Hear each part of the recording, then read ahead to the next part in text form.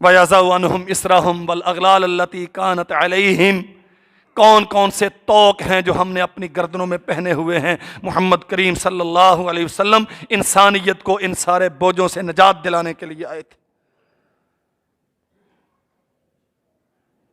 یہ نیوندرا، یہ سلامیاں، یہ چھوٹے بڑے رسم و رواج، جان نکلتی ہے واللہ۔ انشاءاللہ اللہ نے زندگی رکھی تو مستقل اس موضوع پہ میں عرض کروں گا۔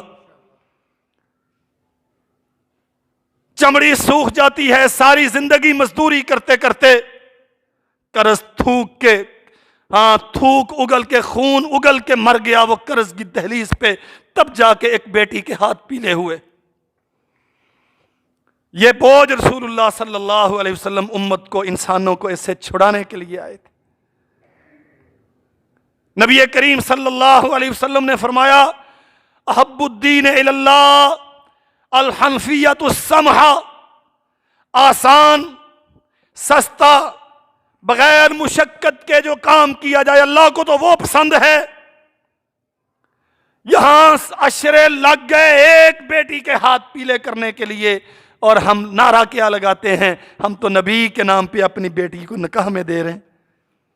10 لاکھ ڈیمانڈ ہے حق مہر کی، گاڑی چاہیے، بنگلہ چاہیے، انہیں بھی لمبا چوڑا جہیز چاہیے، 200-250 وہ اپنا لاؤ لشکر لے کے آئیں گے مہمانوں کا، اور پھر حضرت خیر و برکت کی دعا کر دیں۔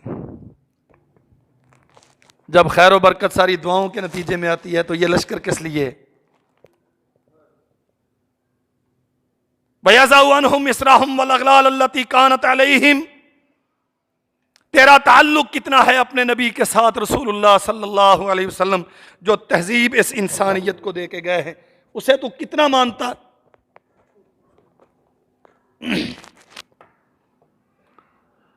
محض رکوع و سجود، محض چند مذہبی تقریبات، اور محمد کریم صلی اللہ علیہ وسلم کا تو نے حق ادا کر دیا۔ اللہ ذوالجلال والاکرام نے قرآن مجید میں آیت اتاری اتخذوا احبارہم ورہبانہم اربابا من دون اللہ والمسیح ابن مریم وما امروا الا لیعبدوا۔ ان لوگوں نے اپنے مولویوں کو، اپنے مذہبی پیشواؤں کو، اپنے سیاسی لیڈروں کو، اپنے پیروں کو، بڑے بڑے بزنس ٹائکون کو اپنے رب بنا لیا، یہ ان کی عبادت کرتے ہیں۔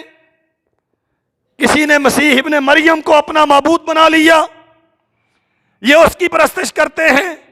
وما امروا الا لیعبدوا، حالانکہ آسمان کے رب نے حکم دیا تھا ایک اس کی پرستش کرنی، اس کے علاوہ کسی کے سامنے نہیں جھکنا۔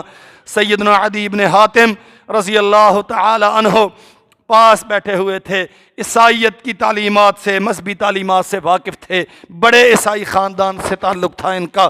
اللہ نے اسلام کی دولت سے سرفراز فرمایا، فوراً عرض کرنے لگے اللہ کے نبی، اللہ قرآن میں کہتا ہے کہ یہ اپنے مذہبی پیشواؤں کو معبود بنا کے ان کی پرستش کرتے تھے۔ انا لسنا نعبدہم، ہم تو ان کی پرستش نہیں کرتے تھے۔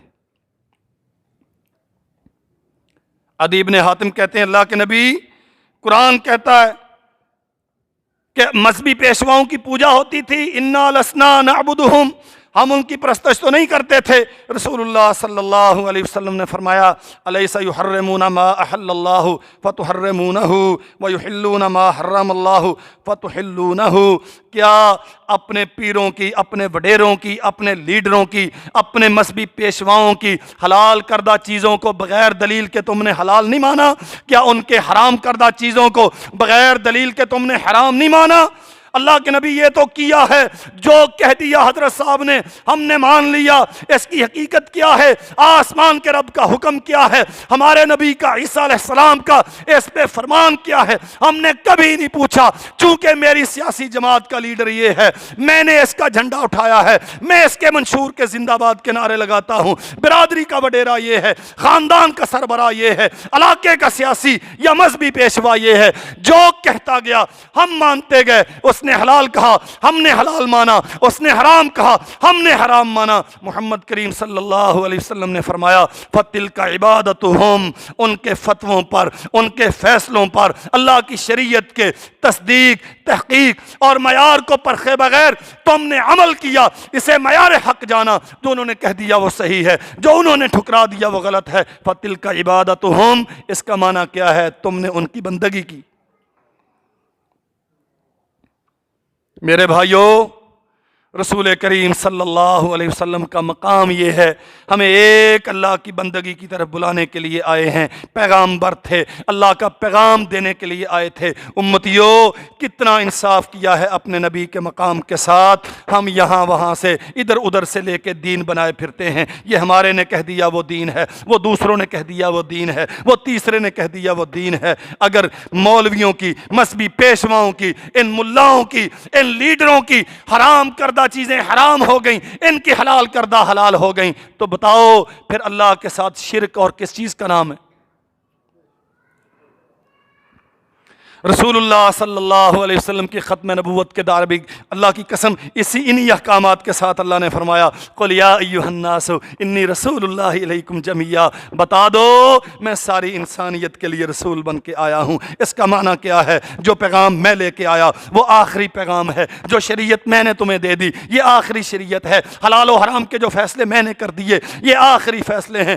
دنیا میں کوئی اس قابل نہیں ہے کہ انہیں ریویو کرے، اثر نو ان کا جائزہ لے، دوبارہ اس پہ کمیشن بیٹھے، علماء، مجتہدین، مفتیان ذی وقار، یہ آ کے اس پہ کوئی حرف ادھر ادھر کرنے کی قوت رکھے، نہیں، کوئی نہیں، جو میں نے کہہ دیا وہ آخری ہے، حرف آخر ہے، حتمی فیصلہ ہے۔ انی رسول اللہ علیکم جمیعا، اور رسول اللہ کو عالمگیر نبی ماننے کا معنی کیا ہے؟ جو پیغام آپ لے کے آئے ہیں اس پہ اکتفا کیا جائے، اسے کافی سمجھا جائے، اپنے آپ کو اس کے مطابق ڈھالا جائے، ایک ایک حرف کو حرز جاں بنایا جائے، اور جتنی طاقت ہے اس کے مطابق اس پہ عمل کیا جائے۔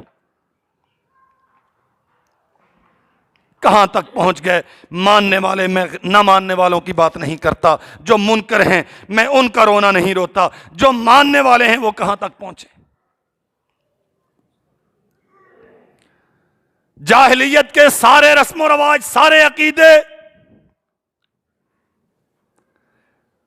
بہت عقل مندوں نے وہ طریقے رائج کیے ہوں گے، اس پہ بہت بڑی بڑی افرادی قوت عمل کرتی ہوگی۔ محمد کریم صلی اللہ علیہ وسلم نے فرمایا الا کل شیء من امر الجاہلیت تحت قدمی موضوع، یاد رکھو انسانوں، وہ جتنے بھی طریقے ہیں جاہلیت کے جو محمد کریم صلی اللہ علیہ وسلم کے دین سے ثابت نہیں ہیں، جن پہ آپ کی مہر تصدیق ثابت نہیں ہے، فرمایا کل امر الجاہلیت، کل شیء من امر الجاہلیت تحت قدمی موضوع، محمد نے اپنے قدموں میں رون دیے، اب ان کی کوئی حقیقت اور حیثیت باقی صلی اللہ علیہ وسلم۔